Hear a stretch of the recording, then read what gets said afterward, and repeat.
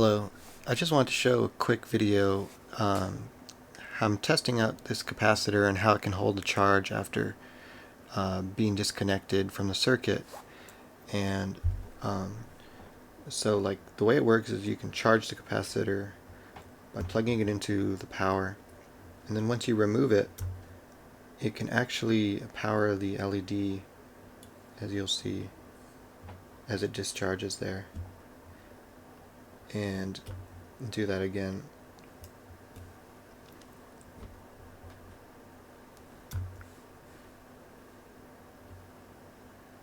I don't know if you could see that. It's hard to not have my hand in the way. So you can see it still has some charge. Now it's fully discharged. And if I plug that into the multimeter, the oscilloscope, you could see it actually still has a little bit of a charge. It's not fully discharged. That's about 1.5 volts. But if I charge it up again, and now I plug it in, it should be, yeah, now it's about 5 volts. And I'll plug this back into the LED.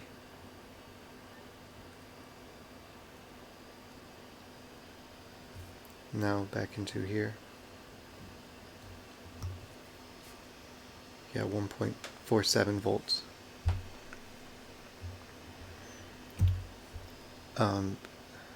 Also was curious, like, what happens if you plug it into the circuit in reverse, like into the LED. So now I'm going to plug it backwards, and the LED like doesn't turn on, but it still has the charge. So if I turn it around, so that kind of shows how the polarity works. It only kind of lets the charge out in one direction.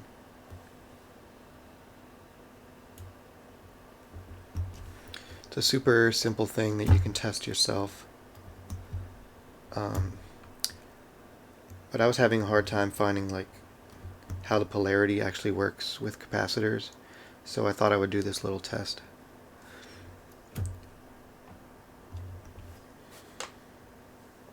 If you turn it around on the oscilloscope, it kind of shows the reverse voltage.